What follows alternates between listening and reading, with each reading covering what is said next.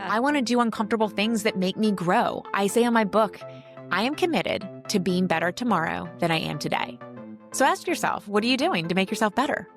Are you putting yourself out there? The Jere Metcalf Podcast, where top real estate agents tell how they do it. An in-person interview with none other than, for her third round, the amazing, as you guys already know if you've listened to the other 2 episodes, 200 episodes ago, Erin Krueger. Oh my gosh. San Diego, here we are. Here we are. Inman Luxury Connect. This is so awesome. It is. Glad to be back here. I am glad for you to be back. So before we even get started, I can't even not talk about, because this is really a lot. We don't know what we're going to talk about, but capture the culture. I mean, I read this book. Guys, I literally get chills when I start to talk about it because you give so much authenticity about who you are, which is so valuable to understand your story. And I couldn't even believe how much I could relate to it. And then you transition to that immediately into things that you can literally do for your business to build your business. You tell us, though, what do we need to know about your book? Why did you write it? Where do we start? Well, I never thought about being an author. I want to put that out there. It kind of just, when you put yourself in uncomfortable positions and put yourself out there, things magically happen. The luckier we get, the harder we work, right? Or the harder we work, the luckier we get. That's right. Or the luckier you get, the harder you work. So it was just one of those things where I never sought that, but I love to help people just like you do. I love to help them grow. And everyone comes to me, Erin, how do you have such a great team? Why do these people stay? What's the secret sauce? And, I'm in production still. I love what I do. And I can't take a coffee. I can't take a lunch all the time. And so when I was given the opportunity to speak at an entrepreneurial conference, there was a publisher there and was like, listen, your story has to be told. You need to get out there. It's so much more than real estate and you need to put pen to paper. And so I did. And Capture the Culture was the baby that kind of came out of it. I mean, and stories are everything. And you have such a powerful story. And I knew your story. I remember when you shared it with me, but it wasn't until, okay, I'm not cry, but I read the book. You tell it quickly, but when you tell it, you really brings you home. We all have our different challenges, but the things that you've been through and what they gave you. And I remember you told me this personally years ago, back in 2019, you told me about what you had gone through. And the book isn't even about that, but I love that you share that to give the foundation of what motivated you. Should we talk about that? Yeah. And of course, we're going to talk about the takeaways in the book too. Sure. Yeah. But tell us a little bit about that. Yeah. I mean, I think that there's a main theme in the book, and it's difficult days do not define us. What we do with them does. And I open up the book with a tragedy. When I was 21 years old, lost my parents in a car accident. And here I am. I'm 21 years old, in a senior in college. They were coming home from my sister's basketball game when a deer went through the windshield. And my sister is dealing with that kind of devastation and guilt from that. And then I'm all of a sudden now running my parents' business and trying to figure all the things out and growing up really, really fast and making decisions. And, I look back on that time and I look back on the 21 wonderful years I had with my parents, because there's people out there that did not have the experience that I had. And the foundation of leadership I learned on my family farm. And my dad really taught me through invitation. For example, one of the stories that I tell in the book is, I grew up on a 400 head Angus cattle farm. And, we were the farmhands. We would help my dad in the mornings. And so it would be 4:30 in the morning and I'd hear his heavy footsteps, walking down the hallway. And, I would hear that. I'm a light sleeper. So I would hear that before he would knock on my door. And so I would hear the footsteps and I would hear the knock on the door and he would say, "Do you want to help, Dad?" He wouldn't say, "It's time to get up and do chores." He would say, "Do you want to help, Dad?" And so, we would go down to the barn and it would be cold and it would be, dark and I'm half asleep and I'm sure all my friends are going to go to the mall later because it's Saturday and I'm, working on the farm and doing those things. But before we did any work, he would go into the aisle at the barn and he would turn on the radio and he would turn it to the oldest station. He would turn to the police station and he would hold his hand out and we would do the jitterbug right there in the aisle. Love And that. let me tell you, that changes momentum. It changes your mindset of, oh, I'm tired, it's cold, just doing, an action, a task, if you will, to be excited. He changed it up. So he taught me the foundation of leadership without ever knowing what he was doing. Isn't that amazing? And that's what I took away from even writing the book and looking back. And I was like, oh my You goodness. didn't even realize it. This is who taught me that foundation. There's so many things that story tells, because it talks about, first of all, gratitude, but it also talks about, when we talk about doing real estate and selling or building something, a lot of times, and there's this thing about, well, this is what I have to do, or this is discipline. But what about what I get to do? What about before that conversation, before that business I build, before that speech I give, what state of mind am I in? Because before all of and that's what I love about your book, before you give so many powerful tools and steps, you talk about that experience that made you who you are. And those little nuggets of like, before you walk into anything, remember that you get to do this. That's right. That's a big difference. I get to do this. That's right. Every day I wake up, I put my feet on the ground and I am grateful that I get to do what I love. Love selling real estate. I love helping people grow their business, and it fills my bucket. I always say to everybody, what are you passionate about? What are you joyful about? What are your top fives? What are your top fives? What are your top fives? What are your top fives? Well, I'm doing them. Like, that's the biggest thing. I put it into practice. Like, I want to do uncomfortable things that make me grow. I say in my book, I am committed to being better tomorrow than I am today. So ask yourself, what are you doing to make yourself better? Are you putting yourself out there? Okay, this is a trick question. It's actually not, but it might sound like one. But I think a lot of times we can tell ourselves if we're getting better, but how do you know you're getting better? Because you're uncomfortable all the time. You're uncomfortable. It is just, you're putting yourself out there. You're exposing yourself. You're being vulnerable. You're being authentic. You're showing up as your true self. People love authenticity. Yes, they do. It doesn't matter if you're in a room full of agents and you're speaking, or if you are across from a seller talking about a listing and how you're going to market their home. People want you passionate about what you're doing, and they want you authentic.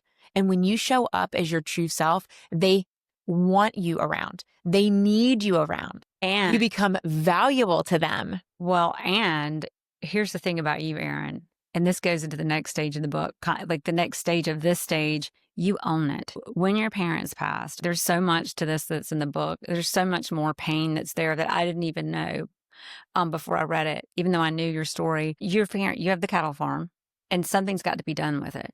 And you've got all of these people advising you on what to do. And they're telling you that you have to sell and you have to do this and you have to make these decisions. And in that room, you had to own it. And I think in that moment, and you can tell us more about how you owned it, because you made a decision that was somewhat against, but even in the book, I don't know if you did this intentionally, but it shares how much a big challenge of being an agent is we tell our clients what they have to do. I talk like I'm still an agent, but what we don't remember what they're going through and help them own that decision. And you did that. Yep. Yeah. I think, there are a lot of stories in the book where I am a 20-something young female who has had to buck the system, if you will, to 50-year-old male counterparts. Now, let's just say I was born in New York. I grew up outside of Philadelphia, and 25 years ago, I moved to Nashville. But I have always been a very determined and very a person who can stand on their own 2 feet. I think I really look back on my mom and I say, man, she raised my sister and I to be strong, independent women, right? Who can definitely defend themselves, take care of themselves, and really speak the truth. And I think that truth and transparency has really helped me. So going back to the story that you were talking about, we were sitting, it was after the death of my parents, we had to disperse the farm, the business. And they're telling me, I think it was in February or January, the accident happened in November. You're going to have to sell the cattle in April because they're going to look the best and you're going to get the most money at that time. Mm-hmm. And I cannot tell you the amount of stress, because think about it. This is my senior year of college. Yeah. I want to go back to school. I And get need some through. Yeah. normalcy. There's just so much flying at you. And so Yeah. I just stood up and I said, I need a moment. And I walked into my dad's office and I sat in his chair, the chair that I still have behind my desk. I had redone. It's my dad where he made all his Wow. decisions. And I sat in that chair and I just crumbled. I just cried. I broke down. And, two of my parents' best friends, Tom and Jere, who were their best friends and executors of the estate, came in. And I just said, I can't do it. It's too fast. It's too soon. We wouldn't do it right. My dad always said, don't half-ass things. Do it 110%. I've always said that to everybody, even my team members. Yeah. Whenever you take something on, do it 110%, not 100%, 110%. Yeah. And so I just thought, that's not what my dad would have wanted. Even if it's going to be more money, you also have to be good with yourself. You also have to be proud of yourself at the end of the day. You have to say, I got through that with grace and grit. I really learned something from that. And even at a young age, I knew that wasn't right for my family. It wasn't right for me. It might have been better for the bottom line, but sometimes the mental part of it, the stress of it, you have to make decisions. And so I wiped my tears. I stood up.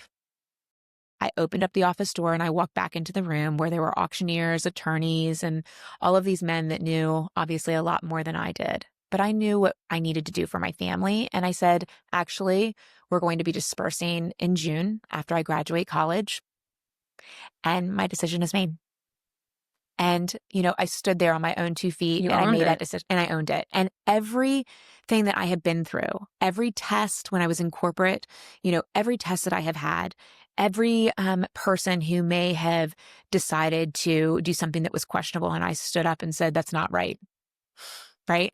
That's the person I am. I will always, stand by integrity and say what is right and do the right thing, even if it's, against myself or it doesn't, equate to, more money in your pocket or whatever it may be. And so that's what my parents instilled in me. That's who I am to the core. And so that felt right at the time. And that was the best decision for my family. That's what we did. Integrity, gratitude, and excellence. Yeah. Were the 3 things. And something interesting, I think, too, you're in a room full of all of these men who knew better than you. And even at 21, you're a little older than, 15 or 18, but you're still 21. Sure. Now, something is, I always think about, as I've gotten older, I always hate the whole topic of men versus women, but it's real. And I kind of believe in a double standard, not to be too political, but we are not the same. And as individual people, we're not the same. But where I'm going with that is, there's certain things men can do to hold their own that are not the same for us as women, if that makes sense. If you look at Queen Elizabeth and the way she led and the powerful leader that she was, she did it in a very different way from how a man would have done the same thing. And I look at somebody like you. You really, Erin, hold a room in a way as a woman, not to sound like a sexist, but here we go. But you really hold the room. You are a woman in what you do, and you hold the room and you own it in a way that's not how a man would do it, if that makes sense to everybody listening. I think that's owning who you are and your life experience. But as a woman, to all of us, men and women, what's your advice on holding your own in who you are? Yeah, I mean, I think at the end of the day, it's just knowing who you really are and what you mean. I mean, I always say to people that I'm helping out, what is your why? Like, I know who I am. I know where I want to go. I know what I want to do. I know when I'm going to retire. I know these things about myself. And I am just really dedicated to delivering really good service to my clients, being extremely honest and transparent, especially these hard talks that all of us are having right now about the market. People are looking for advisement. They're seeking guidance. That's where I come. I come from a place of advisement and authority and expertise, and I want to be that go-to person for them. And it doesn't matter if I'm holding my hand out about somebody who's going through a divorce and, showing empathy and saying, hey, we're going to get through this. You hired me for a reason. Let me handle the real estate. You handle everything else. I've got this. That trust, looking at somebody in the eye, it means everything. This is a relationship business. This is a people business. That is real estate is the vehicle, but people are the priority. And having that experience, but it's not, some people say, well, then Erin had that experience, but I don't have to go through that to be successful. No. But it's not. We all have our stuff. And when we lean into the things that we think are the scariest, it's where we find our power. Absolutely. I mean, I think that you truly know what you're made of. I mean, every person who, if you think about it, who were an agent during the recession, Oh, oh my goodness. Like, did you not learn something from the like, recession? Like wow. we've all And been in real think estate. about how much better off we are. Ab- It was not fun to go through. Well, I have a team now, and there are people on my team who got their real estate license during the heyday. And now you're seeing real Yeah. estate. Right. It's like, ladies, let's this pull is- our bootstraps. This is fun stuff. This is called This is real when real it estate. gets to be fun, right. though, because this is when our clients need us. This is when they know they need us. And this is when you're really good at what you do. You Yeah. become really successful. I think early on, I really got a little bit too emotional in the transaction and stuff like that. I think over time, I've been able to separate myself and really look at it because I'm trying to take a holistic approach in trying to get them ultimately what they want. And if it really is having hard conversations, but knowing how to have those conversations, knowing the person that's in front of you, what's going to get them? Is it going to be data? Maybe it's not. I always talk the Chris Voss personality types. I love some Chris Voss. Yes. But if they're an analytical, they're going to love the data. Right. If they're an assertive, you're going to bore them to tears with data, and they're going to think you're a geek and you don't know how important they are and what's important to them. That's and they're exactly going right. to turn you off, and it's going to be over. And the accommodator, you're not going to know it, but they're just going to be being nice, and they're going to go do something that you didn't want them to do. And you're, what the hell just happened? That's right. That's right. But you have a way of really leaning into the stuff everybody else runs away from. But with that being said, how would you explain how you do it, how you figure out? Because it's easier said than done. Somebody said to me one time, what's your superpower? I was like, oh, I think I can read people really well. I can just kind of cut through it. I can even do it on the phone. I think that's what it has. Back in the day, when I moved to Nashville, I didn't know one person, and I became the number one agent in Nashville. How did I do that? Well, I had to convert cold leads. Well, how can you convert cold leads? You're asking them questions. You're being curious about them. I mean, you used a great word today on the you were speaking at, and it is about being curious. That is very much asking questions. Like, you don't want to be the one get out of talking. defensiveness, get out of the goal. The goal is to serve the person. And when that you know that and they feel that, it changes everything about the conversation. And when I hire agents on my team, you know this, I put them through a test, and it's a listening test. And the reason why I do that, this is in the book, everybody. It is. But it's so good. But that test so good. Is about, are you going to listen to me? Are you going to be coachable? And are you going to deliver? Are you going to listen to my client? Because if you're not going to listen to my client, listening is the number one skill in real estate. I don't care what anybody says. If you're not hearing what your client wants. Exactly. Yeah. Well, I don't know if we want to give it away, but what you use to get them to listen, it's also, do they deliver on their promises? Totally. Yeah. I mean, it's a double. Well, there's a multi-layered test in my interview process. The first thing is we put the job description out there, whatever we're hiring, whether it's an admin position or an agent. But for sake of the conversation, let's talk about the actual agent position. We say, send your resume and a disc profile to my director of operations. We don't say what the disc profile is, where to get it. It's called Google, folks. Google it. It's called problem solving. Find it. And that's not a very difficult problem to solve either. It's not, but you would be blown away how many people email and say, where can I get the disc profile? You're immediately off the list. You're off the list. Or they send it without it, right? So Sarah will take. You get hundreds of applications, I'm sure. We all the time. And you probably weed it down to what? I think you tell us in the book, but I think we there's maybe 10 or 12 that she gets down. She looks at the disc profile and, are they compatible for that particular role, right? It's not the weeds it down 3. Yeah, she takes it, and then she takes them to maybe 10 that she interviews. She whittles it down to 3, and then she'll put 3 or 4 in front of me. And during that interview, which in the book, I talk about all of my culture fit questions. I'm trying to really, because we're good salespeople, just FYI, we're really good. And so are they trying to sell me on them? Of course they are. Yeah. But I need to really figure out who they are, really right? are. So there's, in the book, I have a ton of culture fit questions. I explain in the book why you ask this question, what you're ultimately going to get out of it. So those are really important. But here's the test that is my be all to end all. This is my guiding test to be able to find a great team member. I say, which is very true, goals are really important to me.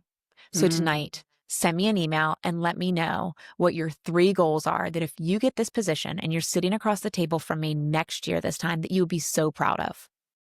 Now, Jere, did you notice that I said, email me tonight? I say it once. I don't give you my email. You got to send it. And there have been many people that have been lovely that have sat across from me and will send it 2 days, 3 days later. They didn't send it tonight. Wow. But it's the people that listen. I can't teach you to listen. And deliver. That rise to the top.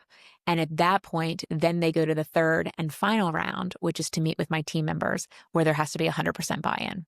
And so that is kind of the secret sauce, because when I was a young, 20-something, and it was before I was in real estate, I was interviewing with a pharmaceutical company. And there was an astringent interview. There was one interview where I walked into a boardroom and there was a phone and a piece of paper and nobody was in there. And I was like, what is this? And so I looked down. That. Exactly. And it says, take a seat. It was literally take a seat. You're like, it's crazy. I wonder how many people get in that interview and leave. Anyway. So on the sheet, it said widgets, gadgets, and gizmos. And there were like numbers on there. And then the phone rings and says, you will be getting a phone call and you're going to have to sell widgets, gadgets, gizmos to somebody who's calling. The management team is in the next room, probably on speaker, listening to you. So much fun. Totally.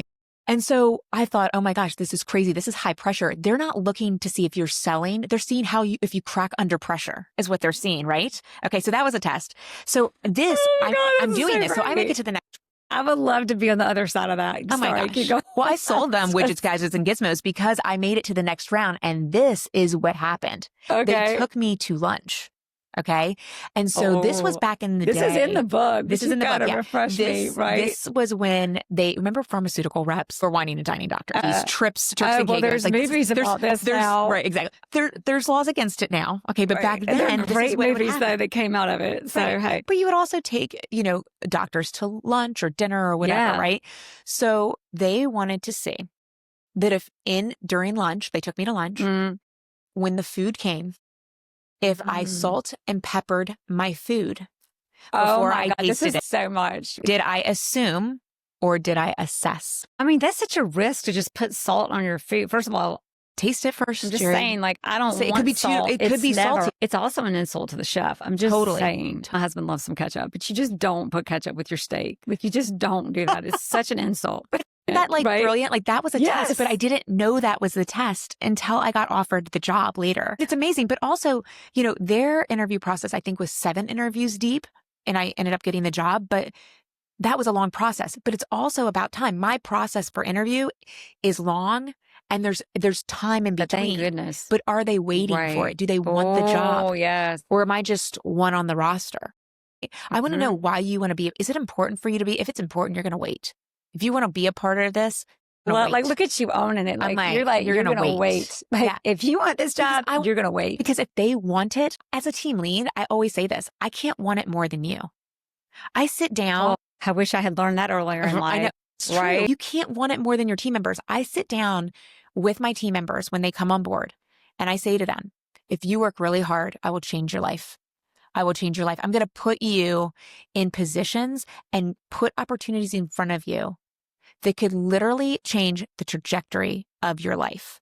But it's up to you to do the work. It's up to you to spot the opportunity and to go after it. Now, as someone who tends to really care a lot about other people, and I would argue to say that sometimes maybe it's just in vanity, because if we can focus on other people instead of ourselves, it just feels better and it's easier. But regardless of all that, how do you know and how do you let go? Because you're a really passionate person and you really like to make things happen. So how do you know and let go when you get those people that don't want it as badly as you? So I hire on a 1 week, 30, 60, 90. And so normally within the first week, I know. Even after they've gone through the gauntlet and we think, and it's still not always right. Isn't that crazy? It is. It is. And that's okay. Yeah. But here's the thing that you need to do. You need to know quickly. Because the worst thing that you can say, and a lot of team leads, well, they're a nice person. I mean, maybe they'll get it. Maybe they'll get it. No, they're not going to get it. They have got to have the hustle, the grit. They've got to want to do it. When you say, hey, this is your onboarding and these are the X, Y, and Z things that need to be accomplished this week, that they are on it. They have done it and they say, what else can I do? I always say this, I'm talking to other team leads. They're like, oh, we're like family. Well, that's love great. this. Okay. But for me, I don't look at it that way. I look at it as that I am an NBA coach. I have a championship team, and I am going to push each one of these ladies to heights that they had no idea that they're going to reach. They're going to be uncomfortable. They're going to be better. They're going to overcome any objection. They're going to own the room they walk in. When they go in for a listing appointment, there isn't anything that seller can say because I have trained them. I have scripted with them. I have prepared them for that moment. And I actually had a call with one of my team members the other day, and we were just talking about she's killing it. And I said, she used to be the team member where I would, in the middle of a meeting, I would just bust out and go, ring, ring, which means we're going to role play right now in front of all the team members. And there was this one team member that I have today. Her name is Lisa. She's awesome. And her face would go white. She hated it. She would cringe. And I go, Lisa. She needed it the most. Exactly. So I was like, Lisa. And, she would just go stark. She was, yes. Oh gosh, it's me again. That kind of thing. But let me tell you something. She owns it. There isn't anything that a seller can throw at her that she can't answer, that she can't do, because you know what? I threw it to her and more. I gave it to her. And because I've been there, I've seen those tough questions. I've had those tough questions that I've handled and overcame. And now she is prepared and she's a better agent and she's awesome. And she has the GCI and the production that equates that. It's hard. It's interesting. We all like to pour into people, but here's what I read. You pour into people so much that you are not going to waste that. You're going to pour into them, and you can't let people in who are going to waste what you're going to pour into them. You need to get rid of them early. Like, for instance, another test, once they're on the team, I'm full of tests. I'll throw them to low lead, right? Sales lead. Maybe it's in Nashville. I'm from Nashville market. So maybe it's $350, maybe it's a $400,000 lead. Now we do multi-million-dollar homes. The option for them to get those higher end leads are real. And so they have to really, earn it. And so, their first week, I'm going to put them in a community or a house that's maybe at 400,000. And maybe in today's market, we have less foot traffic for open houses. We had 30 people or 40 people that we once had. Maybe we have 2 or 3. What's their attitude like? Are they bitching about it? That's not going to happen. You got to have a positive pants on with real estate. Like, I want to make sure not every day is a good day in real estate. Right. I say some days are dirt, some days are dime. And when they don't put their positive pants on, I talk to them and I give them the opportunity, Jere, to right the ship. And if they don't, then they are a lovely person, but they're not part of the Erin Krueger team. And that's okay. Because that one thing, negativity or complaining, is negative so Nelly. Contagious. Absolutely. It's contagious. It is absolutely. I've heard more brokers and top agents talk about, and we've talked about this, when you get someone who complains and who's negative, that it doesn't matter how much they sell, that is so toxic and that is so unproductive. What it does to everything internal that internally runs a team and runs it well, you have to eliminate it. And I will say this, we're very good on the hiring thing. So we're really, not having that person that comes in and brings the negativity. But here's what happens in life. Things happen in life. You can be the most amazing person, super passionate. Maybe you're going through a divorce. Maybe there was a death in the family. Maybe there's a situation with your child, that's going on in the background that is now changing how you are and how you show up to work every day and serve your clients. It is the job of the team lead to figure that out and to say, what's going on with you? What I'm seeing right now is not what I've seen the last 5 years. Talk to me. How can I help? Let's put you on a path to fixing this and writing this. There's a section in my book where, when I know that somebody has been there with me, they've produced well, they are a team player, but they're going through, a bad valley basically of life right now. I give them the opportunity, 30 days, let's right the ship, right? Or let's go on sabbatical. I mean, you have a solution for every problem. I try. This is the great thing about your book. It's like every problem that you forgot about, that you've been through, that you didn't know could happen, you've laid it out. Like, this is a very easily executable way. Like, this is how you solve the problem. This is how, and you also position things like from hiring to when people go through things, you position it that you're the anchor that gives them the opportunity to make the decision. Absolutely. Because that's how it has to be. We cannot do it for them. You can't force people to do things. They have to want it. You cannot. Yeah. And I think that's what comes back to the culture and hiring on the culture. I can teach anybody real estate. I can script with them. I can push them. I can do all the things that you can imagine to make a really great agent, but I can't make them want to be a part of something. I can't make them be a person that if they see a footprint on a floor before a showing to get down on your hands and knees and wipe it up. Do you see what I'm saying? That's what I would do. You can't train like, that. You want people that can stuff like they've just got to have it in their DNA. They have to want it. How many people have that in their DNA, do you think? Or does it depend on what they're doing? I don't know. I think it's like that's part of like the interview is trying to figure that out and find those people that are part of your tribe, like that we're growing and we're cultivating. And if it doesn't work out, it's totally okay. I mean, listen, real estate is something where there's no limit to what you can do. There's no limit. And especially if you know Erin Krueger. If you work really hard, great things can happen, but there isn't a limit. But also, as you know, there are people that are part-timers. There are people that want to go and play tennis all the time. But is there really such thing as that? Some people have team members they pull it off. That, have part-timers. That's not me. That's not my team. And that's not who my clients are hiring. Well, that's a culture either. thing too. The way every single person on a team is, back to culture and capturing the culture, that situation can bleed through to the entire team. Listen, clear and very direct conversations. Yeah. People respect that. Sellers respect it. Team members respect it. Yeah. My team members laugh. They say, you always know where you stand with Erin. There's no gray area. How refreshing is that, though? You know when I like you. You know when I don't. Everybody needs that anchor. They need that anchor to know where they stand, and you give that to people. That you give them that solid foundation. And what I love about it is the fact that as a leader, the way you have such strong boundaries and such high standards, yet it's an environment where people still have room to be who they are. Absolutely. I do not want clones of Erin Krueger. Could you imagine? My goodness. It would be fun. Well, maybe if all the Erin Krugers had to hang out with one another, and then if they got into a disagreement, it could get a little interesting. We don't need a whole bunch of Erin Krueger is pretty fun. Wow. But we need people to follow the process, right? Yeah. I have people on my team that are 23 to 62. All different personalities, all females, all different places in their life. Yeah. Right? But when they get together, it is pure magic. It is so fun. We go on trips together. When you do things for your team members, when you have a commitment to appreciation, this is a big deal. You need to tell people that they're doing a great job. You need to figure out what their love language is. Is it money? Is it time off? Is it just a word of like, I don't know if you know how well you're doing, but this is your first year in real estate and you're killing it. You're making me so proud.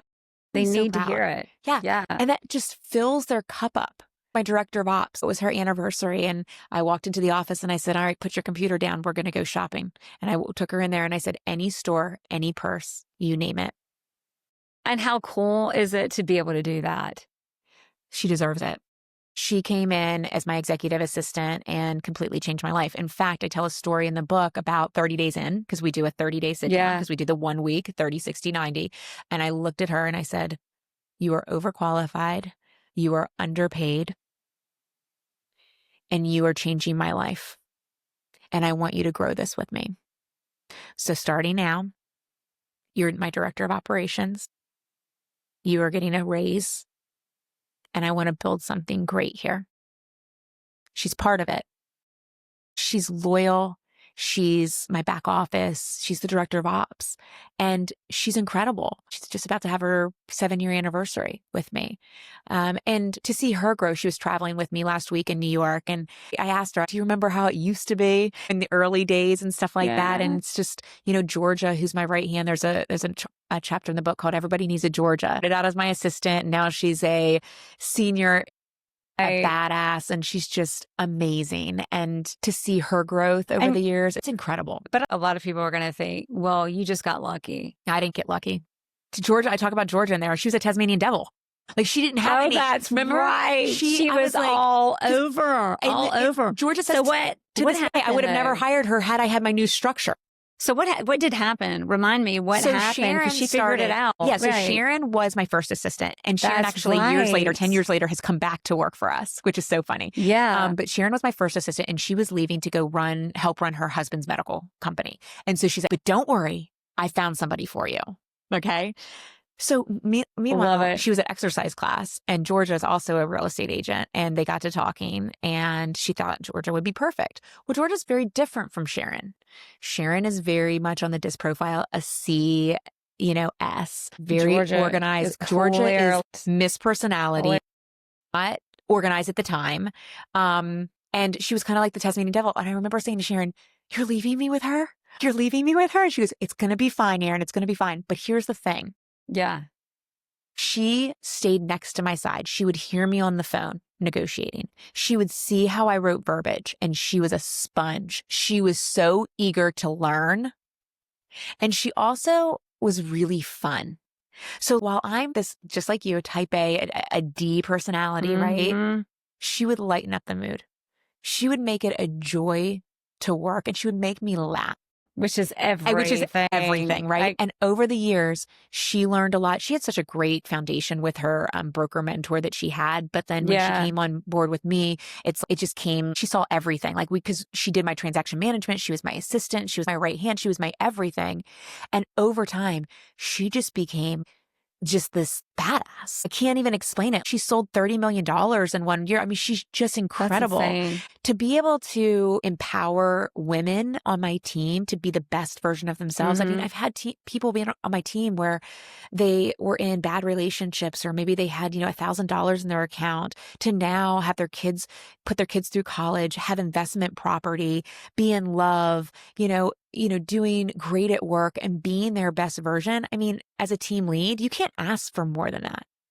Well, you say that. That's what fulfills you. And I think everybody wants something great for everybody, but it doesn't fulfill a lot of people the way it does you. I know. Or maybe you're just good at it. I love it. You're good at it. But I want to, it also gives it back to me. Yeah. I think about my goals, because I always set goals. And so as my goals get accomplished, now my goals are to make sure that these women's goals are hit, putting them in positions, when they are working under me on a development. And then I bring them into a meeting and I walk out and I go, "That's your development, just so you know." And they're like, "What?" And I was like, "Yeah, that's your development. That means you got to step up, sister. You got to do everything. Co-pilot, you are the pilot." And I want to see the marketing plan tomorrow morning. Got it? Got it. Okay, good. This is the type of stuff, big opportunities. You got to step up to the plate. But you have to have the right people in place a long time before that. So when that opportunity comes along, they can deliver on it. And that is not easy to do. But you have to spot potential. Yeah.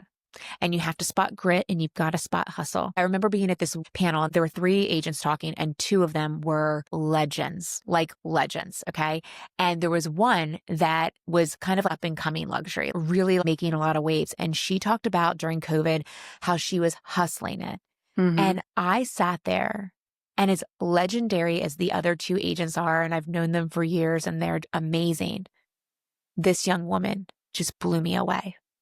And I was like, oh my goodness, what a hustler, what grit it took to recognize a need during COVID and to make stuff happen when she was shelter in place. That takes something. That is something that she just has. I was so impressed. Those are the types of things where you have to be able to meet somebody, and it doesn't matter if you come from privilege, if you come from nothing. I don't care who your mom and dad are. I don't care about any of that. Like, there are many team leads that are like, great, they've got a great downline, they belong to this club. That's not what I hire on. I could care less. Privilege sometimes isn't privilege. It's all what you do with the circumstances. That's exactly right. That you've got. That's right. That's where the privilege privilege comes. How you going to show up every day? How privilege comes in how you show up to whatever's delivered to you. That's right. It's everything. Yep. All right, scripting. Okay. I've always been script. Don't script, listen. Now I say that, and I can think of 1,000 scripts I've used and used them well. Maybe not as well as you, because you're really good. But I don't know. But here's where I'm going with that. Like, when you think about, I think, like, as I listen, and obviously we know each other, we've known one another for 7 years at least. But like, when you think about scripting, a lot of people go in and they're like, okay, what do I say? And then they just say it. And that is not who you are and not what you do. And you don't just go in and use some script on people. To really script well, it's about understanding the situation and communicating well. That's right. I think people, when they think about scripting, they're like, I don't want to do it because scripting isn't authentic. So Exactly, Erin. Right. Exactly. My definition of listening is your definition of scripting. Exactly. You're picking up cues, right, from other people, and you're figuring out what's most important. Yeah. And then you're meeting them there. And so when I talk about scripting with my team members, it's about getting the information out of the person by asking questions. Remember how you said curious? We talked about that earlier. Yeah. You're being curious. You're asking questions. Well, that could be a script. So one of the first scripts that we ever teach a team member is LP Mama. Do you know what LP Mama is? No, I don't. You don't know what LP Mama is? Okay, so it's an acronym. Well, Location, L. right. P, price. Price. M, market. motivation. Motivation. Oh my gosh, I'm so embarrassed. I wasn't going to edit this part. I'm still not going to. Oh my gosh, the pressure is on. Agent. LPA. Are you working with an agent? Oh. Think about. Oh, yeah, we've talked about this before. Yeah, but think about this. Like, think about somebody walking into an open house. Hey, how are you? You know, and you're chatting. Are you familiar with this neighborhood?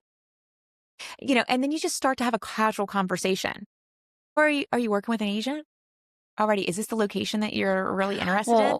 You know, casual. When you say you're working with an agent, I mean, let's get real. How many times do people just lie? There's an agent. People she'll say, "Oh, are you working with an agent?" And they'll say, "Well, yeah." And they'll say, "Well, what's their name?" And they'll go, "Oh," and she'll go, "Well, they must have made a really memorable impression.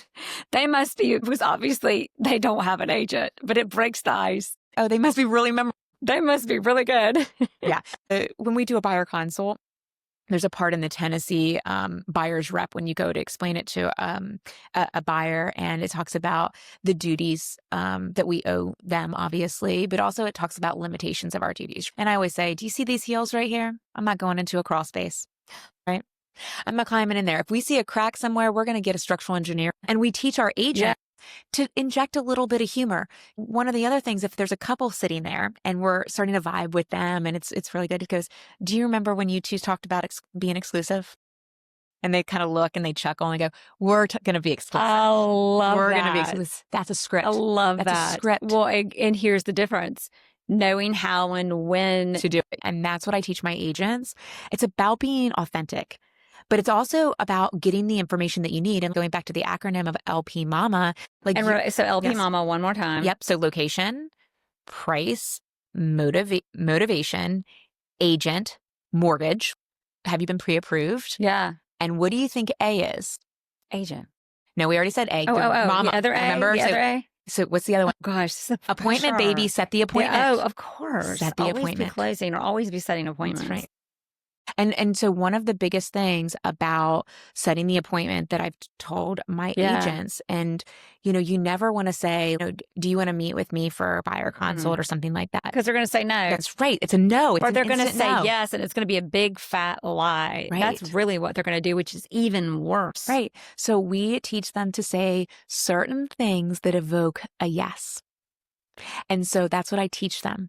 And so that's what I'm talking about when I say scripting. This is about being authentic. It's about controlling the conversation. It's about turning no's into yeses and about setting the appointment.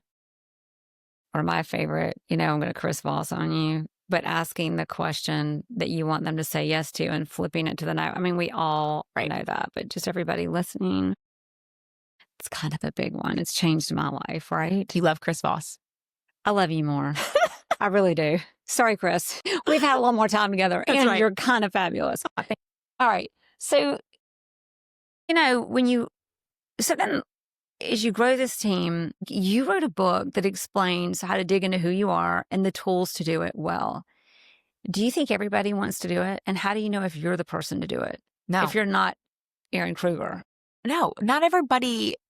Well, I will tell you this. There are people that want to have a team, but don't want to do the work. A team is not for everyone. And everyone just needs to get that out of their system.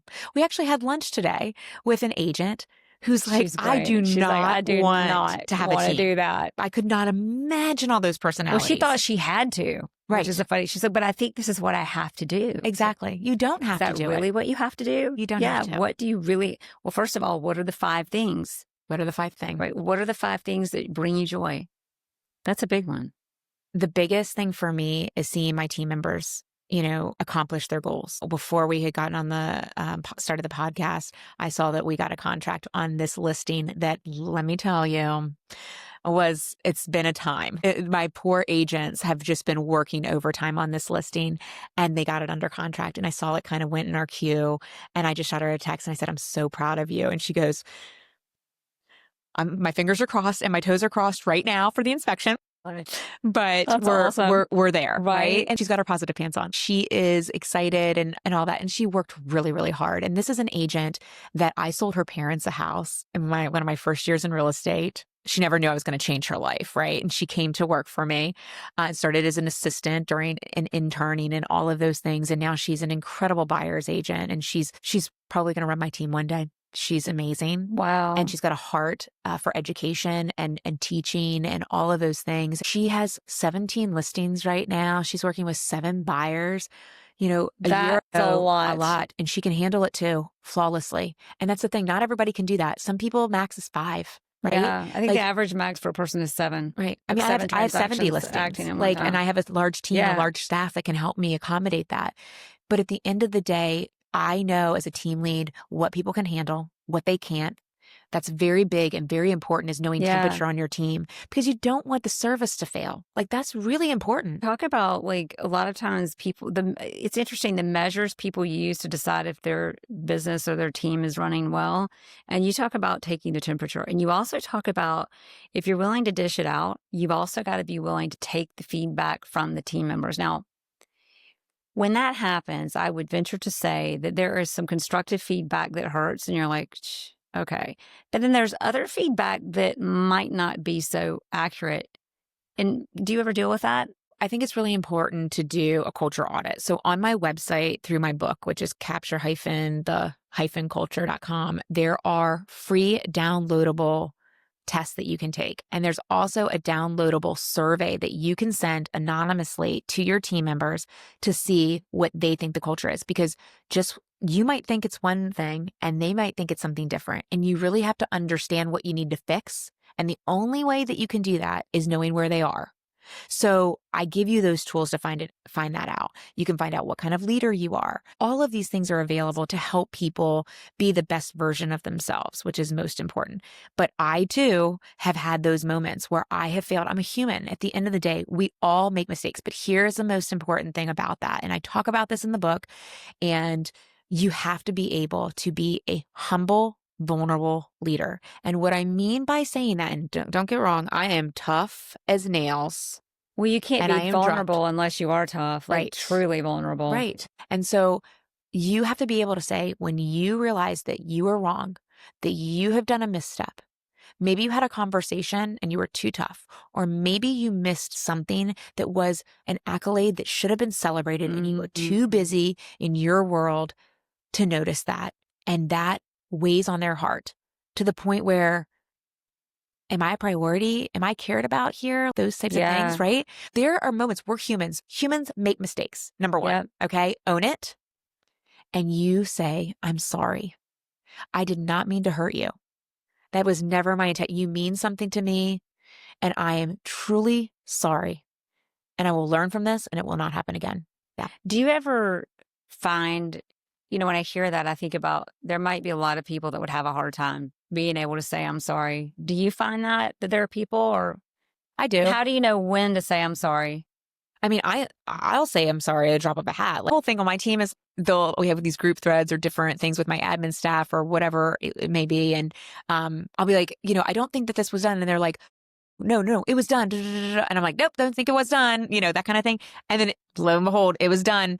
Oh my gosh, I am so sorry. My bad. That kind of thing. It's okay. That's simple, right? That's not hurting somebody's feelings, but it's also everyday stuff. Like, own it. Yeah. Like, I was wrong. Own it. The same thing when one of my agents comes to me with a question, and I have seen it all. I've seen fires right before closings, somebody who died of a heart attack on a couch when I walked into the house. Like, I've seen most things. I should not say I have seen it all. We're learning every single day. But there's going to be issues that come up that I'm not going to be able to answer for my agents. And that's okay. There's power in that to say, you know what? That's a new one. let's call Josh, who's one of our attorneys, and let's run it by him. Let's see what he thinks on this one. Or, one of our brokers, being able to empower them that it's okay to not always have the answer. It's okay in front of your clients to go, you know what? That's a new one for me. Let me get with Erin and I'm going to circle back with you. And giving them the confidence to be able to do that. I remember being a brand new agent a long time ago. And I remember thinking, gosh, it's going to be nice. And being a great leader, you give people under you that where they couldn't normally, now they have the confidence to be able to know when it's okay and how to say, I don't know. Because some of the greatest agents working alongside with them in Atlanta were the ones that really knew with confidence how to say, I don't know, and that it was okay. So people say fake it. I say, don't fake it. Absolutely do not fake it. And right now in the market that we're in, these are conversations with the seller. Should I take my house off the market right now? And should I put it back on spring of 26? Well, here's the deal. At the end of the day, I don't know. If there's an agent right now that is telling you that they know where the market is going to go, they are insane. Okay. There's a lot of other, we hope that rates are going to go down. We hope that buyers are going to jump back in. We hope that they gobble up this inventory and that 2026 is a very, very strong market, but we do not know. And it would be irresponsible of us to tell people that that's what we believe is going to happen. We can be an advisor. And I always say, listen, I don't have a crystal ball. If I did, my toes would be in the sand. Let's be honest. It would not. I know. Let's be honest, right? Exactly. I'd still be doing this. I love it. I love your toes would not be in the sand. I know. As my husband says, it takes me 2 to 3 days just to unwind on vacation. And then it's time to go home. And then it's time to go home. But you need to be honest and you just need to be, and people respect it. They respect the hell out of you for just being honest. And again, vulnerability you can only have from strength. And in honesty, it's like you said earlier, people just want the real thing. Yeah. And that's what it is. That's what people pay for. Yeah. They pay a lot more money for a diamond than they do a cubic zirconium. That's right. I always say when people are talking about either commissions or, somebody's, willing to, give a point here or whatever. Here's the deal. There's a difference between a good bottle of wine and a one that's cheap when you wake up the next morning. Let's be honest. Or there's a difference between a haircut at maybe Supercuts and one, at a really nice salon. You need to pick and choose what you feel most comfortable with. Are you going to get the mutt cut? There's so much value. You can actually count the dollars of how much more it's bringing to the table for the buyer and seller that had they not had those terms brought out from 2 good agents, they could have never gotten that kind of deal or that kind of transaction done. And guess what? Both people got more, not less out of the deal for it. Absolutely. Expertise really rises to the top. And you really get what you pay for at the end of the day. I stand by what we bring to the table. I own it. And I'm okay to say, I'm not the agent for you. To give one of my favorite Erin Krueger quotes. We were talking on the phone one day, and you said, and I'm going to quote some commissions, everybody, but this isn't to set commissions. This is just to tell a story. And you said, my client asked me, well, what do you charge? And you said, I'm worth 12, but I'll charge you 6. They were funny, so I could go there. It had already gone through my value proposition. And then they asked the thing and they were jovial and they were funny. And it was kind of like, well, all of this, like, what do you charge? So we had just had the conversation. And this is about who you're around, you become. So we had that conversation. This has been several years ago, maybe 5 or 6 or whatever. But a day later, maybe a client. So we've done a few deals together. I was hoping maybe you'd take a point off. I said, normally I charge 8. I could charge you 7, even though I was going to do it for 6. Oh, what? No. You know what? 6 is fine. 6 is fine. We'll do it for 6. And I was like, okay. Again, everybody, we're not setting commissions, but we happen to charge that amount on both of those transactions. Anyway, you've got to know it and own it and have a little fun with it. Absolutely. As Georgia says, and I say this in my book, if it's not fun, I don't want to do it. Every single day, even the hard conversations, at the end of the day, I love what I do. I have a lot of fun. I meet great people all over the country that help rise you up. That's why we go to different events and we learn these nuggets to make ourselves better tomorrow than we are today. And I'm really committed to doing that. And I can't I love seeing you succeed. I love seeing our friends and colleagues succeed and my team members succeed. And that's what it's all about at the end of the day. Right now we're going to go into our final 3 questions. Okay. Number 1, when you look at the resources for your success in building cultures, or maybe in writing this amazing book, But what would you say has been your biggest resource in your success? My tenacity of just pushing through. I tell everybody, it doesn't matter if you fail forward and you keep moving. One of the biggest things about all the trials and tribulations is you can stand in that place. You can grieve, you can be there, but you don't want to live there. You have to keep moving forward. This is only a chapter of the book. It's not the end of the story. Keep moving. You lean in. You don't run away. You 21 years old, and you're in that room with all these advisors, and they're 50 years old, and they know so much more. But you took a breath, you stepped away, you really assessed the situation, and you stepped back in that room, and you leaned into what the problem was and what you knew the right decision was for you. Yeah. And you help other people do the same thing. Thank you. Number 2, if anybody's thinking about writing a book, should they, or are they out of their minds? No. Or what do you have to do it and do it well the way you did? I think at the end of the day, I told my team, I don't care if nobody reads the book. At the end of the day, I'm putting it out there. I'm being myself. I'm telling my story. And if somebody wants to learn something along the way or how I do it, it's there as a resource. So yes, go out there, put yourself out there, make yourself uncomfortable. The whole writing of a book blew my mind. I'm a realtor after all. I'm not an author. Let's be real. Right. And I learned so much. But most important, reflection.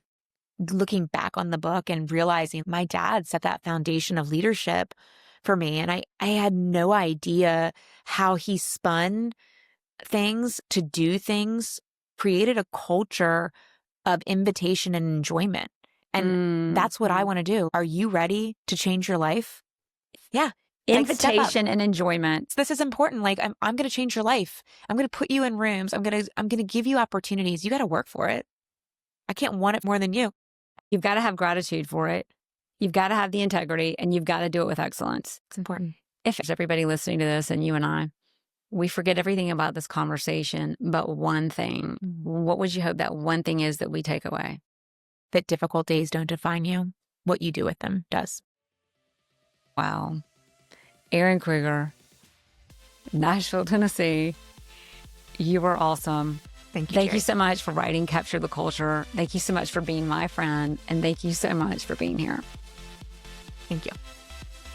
Thanks for listening to the Jere Metcalf podcast. To get show notes, get other access to other episodes, and to send any guest requests, go to jmpodcast.com. That's jmpodcast.com.